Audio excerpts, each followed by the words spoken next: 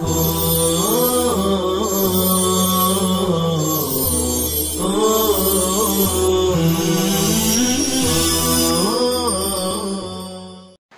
اللہ الرحمن الرحیم الحمد للہ کفا وسلام علی عبادہ الذین اصطفى اما بعد وصلی اللہ علی النبی الکریم ودلت المسألة على أن الإشارة معتبرة وإن كان قادرا على الكتابة بخلاف ما توهمه بعض أصحابنا رحمهم الله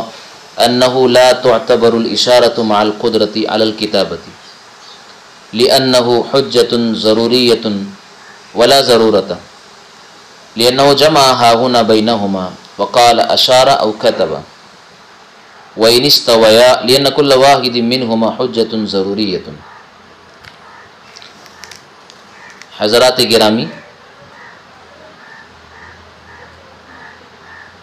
مصنف علیہ الرحمہ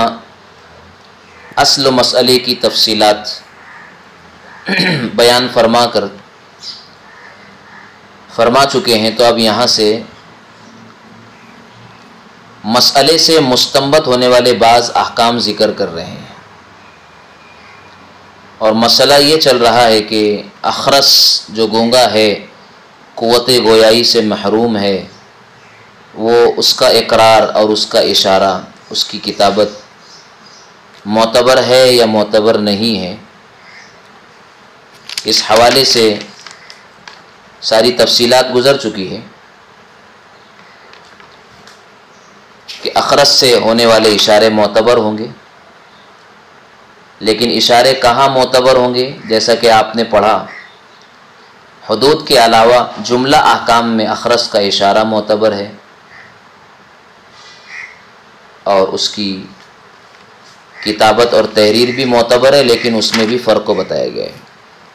اب مزید اس مسئلے سے مستنبط ہونے والے بعض احکام کو یہاں سے ذکر کر رہے ہیں. چنانچہ فرمایا کہ حضرت امام محمد رحمۃ اللہ علیہ نے جامع صغیر میں اس مسئلے کو بیان کرتے ہوئے یہ عبارت بیان کی ہے، وَإِذَا كَانَ الْأَخْرَسُ يَكْتُبُ كِتَابًا أَوْ يُومِي إِيمَاءً يُعْرَفُ بِهِ. یہ عبارت پہلے گزر چکی، جس کا مطلب ہے اشارات اور کتابت، اخرس کا اشارہ اور اس کی تحریر، یہ دونوں برابر ہیں. کسی کو دوسرے پر کوئی ترجیح، فوقیت اور برتری حاصل نہیں ہوگی. جو درجہ اخرس کے اشارے کا ہے وہی اس کی تحریر کا ہے. لہذا اس مسئلے سے یہ بات سمجھ میں آ گئی کہ جن بعض حضرات کو اس بات کا وہم ہو گیا کہ جب اخرس کو کتابت و تحریر پر قدرت ہو تو اب اس کا اشارہ معتبر نہیں ہوگا، اس کے اشارے کا اعتبار نہیں کیا جائے گا، ان حضرات کا یہ وہم صرف وہم ہے. یعنی جن حضرات کو امام محمد رحمۃ اللہ علیہ کی اس عبارت سے، جس میں اشارہ اور کتابت دونوں کو برابر کا درجہ دیا گیا، کسی کو کسی پر فوقیت نہیں ہے، اس سے انہوں نے یہ سمجھا کہ اخرس کی کتابت اور تحریر پر جب اسے قدرت ہو جائے تو اب اشارہ معتبر نہیں ہوگا. اور دلیل میں وہ حضرات یہ بات کہتے ہیں کہ فقہ کا قاعدہ کلیہ ہے الضرورۃ تتقدر بقدر الضرورہ، کہ جو چیز ضرورتاً جائز ہوتی ہے وہ بقدر ضرورت ہی ہوتی ہے، اور اشارہ ایک ایسی چیز ہے کہ جس کو جائز کیا گیا ہے مجبوری اور ضرورت کے پیش نظر، کہ وہ بول نہیں سکتا ہے، یہ اس کی مجبوری ہے. اور چونکہ اخرس کو تحریر اور کتابت پر جب قدرت حاصل ہو گئی ہے تو اب اشارے کا اعتبار نہیں کیا جانا چاہیے، اسی قاعدے کی وجہ سے الضرورۃ تتقدر بقدر الضرورہ، اب اشارے کی ضرورت باقی نہ رہی، تحریر اور کتابت پر وہ قادر ہو گیا تھا. تو ان حضرات کا یہ صرف وہم ہے، اس لیے کہ امام محمد نے مسئلے کو بیان کرتے ہوئے دونوں میں فرق تو کیا نہیں ہے، جیسے کہ یہ بات گزر چکی ہے. اور ان حضرات کا یہ کہنا کہ اشارہ ضرورتاً ثابت ہے، ضرورتاً اس کی اجازت ہے، اور کتابت اصل ہے، یہ بھی بات غلط ہے، کیونکہ اشارہ اور کتابت دونوں بھی ضرورتاً اخرس کے لیے جائز کیے گئے ہیں. کہ وہ کتابت سے اپنے اس کے احکام اور اشاروں سے اس کے احکام چلیں گے، کیونکہ اصل و چیز تو نطق اور تکلم ہے، اور یہ دونوں چیزیں اشارہ اور کتابت حجت ضروریہ ہے، یعنی ضرورتاً جن کو دلیل تسلیم کیا گیا، ان میں سے کسی کو کسی پر برتری حاصل نہیں ہے۔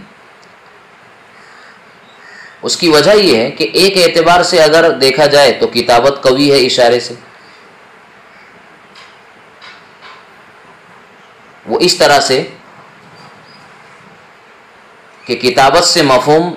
صاف سمجھ میں آتا ہے، اور اشارے میں ایسی بات نہیں، اشارے میں تو دوسری چیز کا بھی مفہوم نکل سکتا ہے۔ تو اس اعتبار سے دیکھو کہ کتابت سے مفہوم صاف سمجھ میں آتا ہے تو تحریر اور کتابت یہ عمدہ ہوئے اشارے سے۔ اور اگر یہ دیکھا جائے کہ تحریر تو اس کے آثار بعیدہ میں سے ہے، یعنی تحریر تو اس کے قلم کے نقوش ہے، نقوش کے آثار ہے، اور اشارات کا تعلق تو براہ راست تو اس کے اعضاء اور اس کے بدن سے ہے، تو اشارات براہ راست ہونے کی وجہ سے نطق کے زیادہ قریب ہے، تو اس لیے اشارہ تحریر کے مقابلے میں زیادہ عمدہ ہوا۔ تو پتہ چلا کہ ایک اعتبار سے یہ قوی ہے، دوسرے لحاظ سے وہ قوی ہے، اس لیے دونوں کا برابر کا درجہ ہے، اور حضرت امام محمد رحمۃ اللہ علیہ نے کسی کو میں دونوں کے درمیان فرق کو بھی نہیں کیا ہے، لہٰذا دونوں بھی ضرورتاً جائز ہے۔ اس لیے یہ وہم کہ تحریر پر قدرت ہو جائے تو اشارہ کا اعتبار نہیں، یہ بات درست نہیں ہے۔ وَدَلَّتِ الْمَسْأَلَةُ عَلَىٰ أَنَّ الْإِشَارَةَ مُعْتَبَرَةٌ، اور یہ مسئلہ اس بات پر دلالت کرتا ہے کہ اشارہ کا اعتبار ہے، وَإِنْ كَانَ قَادِرًا عَلَى الْكِتَابَةِ، اگرچہ کہ اخرس گونگا آدمی کتابت پر قادر ہو جائے، برخلاف اس وہم کے جو بعض ہمارے اصحاب کو ہوا ہے، أَنَّهُ لَا تُعْتَبَرُ الْإِشَارَةُ مَعَ الْقُدْرَةِ عَلَى الْكِتَابَةِ، کہ کتابت پر قادر ہونے کے باوجود اب اشارے کا اعتبار نہیں ہوگا، لِأَنَّهُ حُجَّةٌ ضَرُورِيَّةٌ،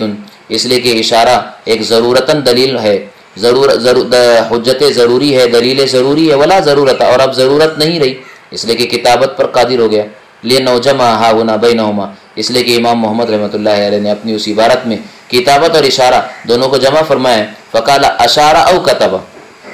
وإنما استویا، اور دونوں برابر ہے، لأن ہم یہ کہتے ہیں کہ بھی دونوں برابر ہے، لأن كل واحد منهما حجة ضروریۃ، صرف اشارہ نہیں بلکہ دونوں کتابت اور اشارہ دونوں بھی حجت ضروریہ ہے، اور فی الکتابت زیادۃ بیان، اس لیے کہ کتابت میں وضاحت زیادہ ہوتی ہے مفہوم کی، لم یوجد فی الاشارہ، جو اشارہ میں نہیں پائی جاتی، وفی الاشارۃ زیادۃ اثر، اور اشارہ کے اندر جو ہے اثر کی زیادتی ہے، یعنی وہ اس کے نقوش قلم کے آثار ہے وہ جو کتابت میں نہیں پائے جاتے ہیں، لما انہ اقرب الی النطق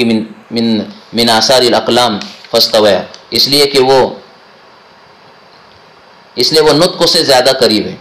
یعنی اشارہ جو ہے اس کے نطق سے زیادہ قریب ہے، من آثار الاقلام، بنسبت قلم کے آثار کے، فاستوى، لہذا دونوں بھی درجے میں برابر ہوئے ہیں۔ وَكَذَلِكَ الَّذِي صَمَتَ يَوْمًا أَوْ يَوْمَيْنِ بِعَارِضٍ، ماقبل کے مسئلے سے پہلے مسئلے میں جامع صغیر کی ایک عبارت گزری ہے، جس کے آخر میں عبارت یہ تھی، وَلَا يَجُوزُ ذَلِكَ فِي الَّذِي يَعْتَقِلُ لِسَانُهُ، اور اب یہاں بیان فرمایا وَكَذَلِكَ الَّذِي صَمَتَ يَوْمًا أَوْ يَوْمَيْنِ، تو صاحب ہدایہ فرما رہے ہیں کہ یہ عبارت معطوف ہے، اور جامع صغیر کی اس عبارت کے جس کے آخر میں یہ عبارت تھی کہ وَلَا يَجُوزُ ذَلِكَ فِي الَّذِي يَعْتَقِلُ لِسَانُهُ، یہ عبارت معطوف علیہ ہے، اور اب یہ جو عبارت ہم یہاں پڑھ رہے ہیں وَكَذَلِكَ الَّذِي صَمَتَ يَوْمًا أَوْ يَوْمَيْنِ، یہ معطوف ہے، یعنی جس طرح وہ شخص جس کی زبان بند ہو گئی اس کا اشارتاً اقرار جائز نہیں ہے، اسی طرح اس شخص کا حکم بھی ہے جس کی زبان کسی عارض کی وجہ سے ایک دو روز بند ہو گئی، بول نہ سکا اور سر سے اس کے اشارات کرنے لگا، تو یہ معتبر نہیں۔ تو معتقل اللسان کا اشارتاً اقرار جیسے جائز نہیں ہے، ایسے وقتی طور پر جس کی زبان ایک دو دن کے لیے بند ہو جائے اس کا اشارہ بھی معتبر نہیں ہے، اس لیے کہ اس کے اندر نطق کا آلہ موجود ہے، برقرار ہے، وقتی طور پر اسے بولنے کی قوت ختم ہوئی ہے، لیکن آلہ نطق جس کو ہم زبان کہتے ہیں وہ باقی ہے۔ اچھا، بعض حضرات نے یہ بھی کہا ہے کہ امام محمد کی عبارت، یہ عبارت امام محمد کی عبارت معتقل اللسان کی تفسیر ہے، یعنی جو ہم ماقبل میں پڑھ چکے ہیں معتقل اللسان، یہ عبارت اسی کی تفسیر ہے، کہ معتقل اللسان وہ آدمی جس کو ایک دن یا 2 دن جو ہے کسی عارض کی وجہ سے زبان کے اندر بندش آ گئی ہو اور بولنے پر قادر نہ ہو۔ اسی کو کہا وَكَذَلِكَ الَّذِي يَوْمًا يَوْمَيْنِ، ایسی وہ شخص جو ایک دن یا 2 دن کسی عارض کی وجہ سے خاموش رہا، اس دلیل کی وجہ سے جو کہ ہم اس شخص کے بارے میں بیان کر چکے ہیں جس کی زبان بند ہو گئی ہو۔ فی المعتقل لسانہ ان آلۃ النطق قائمۃ، کہ اعلی نطق کو اس کے پاس قائم اور برقرار ہے، اور کہا گیا کہ یہ معتقل اللسان کی تفسیر ہے۔ یہ دونوں باتیں کہی گئی، وقیل ھذا تفسیر لمعتقل اللسان۔ قال وإذا كانت الغنم مذبوحة وفيها ميتة فإن كانت المذبوحة أكثر تحرى فيها وأكل وإن كانت الميتة أكثر أو كان نصفين لم يؤكل۔ ایک نیا مسئلہ یہ بیان فرمایا کہ اگر کہیں ایسا موقع پیش آئے کہ بہت ساری بکریاں ایک جگہ پر پڑی ہوئی ہے، ان میں سے کچھ ذبح کی ہوئی ہے اور کچھ مردار ہے، اور یہ معلوم نہیں کہ کون مردار ہے کون مذبوحہ ہے ذبح شدہ ہے، اور کسی نشانی سے یہ بات بھی معلوم، اگر کسی نشانی اور علامت سے یہ اگر بات معلوم ہو جائے کہ یہ مذبوحہ ہے اور یہ مردار ہے، تو ظاہر سی بات ہے مذبوحہ کو کھانا جائز ہے۔ لیکن اگر پتہ نہ چلے، کوئی علامت اور کوئی وہاں پر ایسی علامت اور قرینہ موجود نہیں ہے کہ یہ مذبوحہ ہے اور یہ مردار ہے، تو اب دیکھا جائے گا کثرت اور قلت کو، مذبوحہ مردار کے مقابلے میں زیادہ ہے یا مردار زیادہ ہے مذبوحہ کے مقابلے میں۔ تو ایسی صورت میں فرما رہے ہیں کہ تحری کرے، ان میں سے ان بکریوں کو کھانا اب جائز ہوگا تحری کے بعد جن کے بارے میں اس کی تحری یہ واقع ہو کہ یہ مذبوحہ ہے ذبح شدہ ہے حلال ہے، اور جس کے بارے میں تحری آئے کہ یہ مردار ہے تو اس کا کھانا جائز نہیں رہے گا۔ یہ تو کثرت اور قلت کی صورت میں تحری، اور اگر دونوں برابر ہو مذبوحہ اور مردار یا مردار زیادہ ہو تو اب ان دونوں صورتوں میں تحری اور عدم تحری دونوں صورتوں میں کھانا جائز نہیں ہے، یا تحری کرے ہی نہ بلکہ بالکل کھانا جائز نہیں ہوگا۔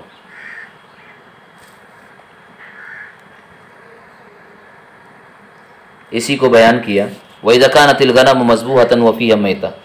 جب بہت ساری بکریاں مذبوحہ ہو اور اس میں مردار بھی ہو، فَإِنْ كَانَتِ الْمَذْبُوحَةُ أَكْثَرَ، اگر ذبح شدہ زیادہ ہے، تحرّى فِيهَا وَأَكَلَ، تو تحری کر کے کھائے جو اس میں جس پر تحری واقع ہو ذبح شدہ ہونے پر۔ وَإِنْ كَانَتِ الْمَيْتَةُ أَكْثَرَ، اور اگر مردار زیادہ ہے، أَوْ كَانَ نِصْفَيْنِ، یا دونوں برابر ہے، لم یوکل، تو اب کھانے کی ضرورت نہیں، یعنی تحری کر کے بھی نہ کھائے۔ وَهَذَا إِذَا كَانَتِ الْحَالَةُ حَالَةَ الْاخْتِيَارِ، اب یہ جو مسئلہ بیان ہوا ہے یہ حالت اختیار کا ہے، یعنی جب اضطرار، شدید مخمصہ اور بھوک کی حالت نہ ہو، ورنہ اگر مخمصہ اور اضطرار کی حالت اگر ہے تو ضرورت، یعنی مطلب یہ کہ اگر حرام کو نہیں کھائے گا تو جان کے جانے کا خطرہ ہے، حالت اضطرار اور حالت مخمصہ میں اگر پہنچا ہوا ہے تو ایسی صورت میں بہر صورت تناول اور اکل جائز ہے، چاہے مذبوحہ زیادہ ہو یا کم ہو یا برابر ہو، اس لیے کہ حالت مخمصہ میں جس کا مردار اور حرام ہونا یقینی ہو وہ بھی حلال ہو جاتا ہے، تو جس میں مذبوحہ ہونے اور حلال ہونے کا احتمال ہے وہ بدرجہ اولا حلال ہوگا، جیسے کہ قرآن کریم میں کہا گیا ہے فَإِنِ اسْتُرَّ فِي مَخْمَصَةٍ غَيْرَ مُتَجَانِفٍ لِإِثْمٍ فَمَنِ اسْتُرَّ فِي مَخْمَصَةٍ غَيْرَ مُتَجَانِفٍ لِإِثْمٍ، کہ جو مخمصہ کی کیفیت میں پہنچ جائے کہ اگر مردار اور حرام نہ کھائے گا تو جان چلی جائے گی، اور اس کا ارادہ کسی گناہ کا ارتکاب کرنا نہ ہو، تو اب اس کے لیے حرام چیز بھی بقدر ضرورت حلال ہو جاتی ہے۔ لہٰذا یہاں مذبوحہ اور مردار کے درمیان جو معاملہ کشم کشم ہے تو بدرجہ اولا اس کے لیے حلال ہوگی۔ یہ حالت اضطرار کی بات ہے، اور اوپر جو مسئلہ بیان کیا گیا ہے وہ حالت اختیار کا ہے، تو تحری کرے، لیکن حالت اضطرار میں بھی اتنی گنجائش ہو کہ تحری کر سکتا ہے تو تحری یہاں بھی نہ چھوڑے،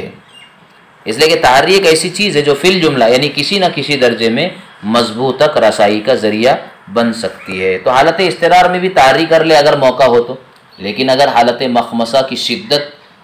ایسی ہے کہ اس کو تحری کی بھی اجازت نہ دے رہی ہے تو اب اس کے لیے بلا تحری کے حلال میں کھانا جائز ہے۔ یہ مسلک، یہ حکم جو ابھی ہم نے پڑھا یہ ہمارا مسلک ہے۔ حضرت امام شافعی رحمۃ اللہ علیہ کا اس سلسلے میں اختلاف ہے جو آگے والی عبارت میں انہوں نے بیان فرمایا ہے۔ پہلے ہم اس عبارت کو ملاتے ہیں پھر حضرت امام شافعی رحمۃ اللہ علیہ کی بات دیکھتے ہیں، وَهَذَا إِذَا كَانَتِ الْحَالَةُ حالت الاختیار، یہ اوپر والی مسئلہ، اوپر کا مسئلہ تحری والا اور عدم تحری والا، یہ حالت اختیار کا ہے. اما فی حالت ضرورہ، حالت ضرورت اور حالت استرار میں یحل له التناول فی جمیع ذالک، بہر صورت اس کے لیے تناول اور کھانا جائز ہے، حلال ہے. لأن المیتۃ المتیقنہ تحل له فی حالت ضرورہ، اس لیے کہ جو مردار یقینی حرام ہے، جو مردار یقینی ہے، اس کا کھانا حالت استرار میں حلال ہو جاتا ہے، تو یہ بدرجہ اولا ہوگا. فالتی تحتمل ان تکون زکیۃ اولا غیر انہ یتحرم،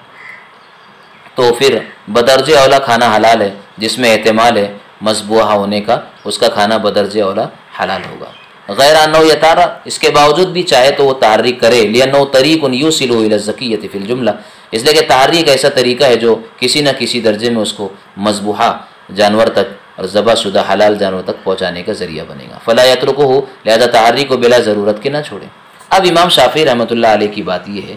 انہوں نے فرمایا کہ حالت اختیار میں، یعنی جب مخمصہ اور استرار کی حالت نہ ہو تو ان بکریوں کا کھانا جائز نہیں ہے، نہ تحری سے نہ بغیر تحری کے. وہ کہتے ہیں کہ جب حالت اختیار ہے تو پھر تحری اور بغیر تحری کے دونوں صورتوں میں کھانا جائز نہیں ہے، خواہ مذبوحہ زیادہ ہو یا کم ہو یا برابر ہو، کیونکہ یہ اختیاری حالت ہے نا.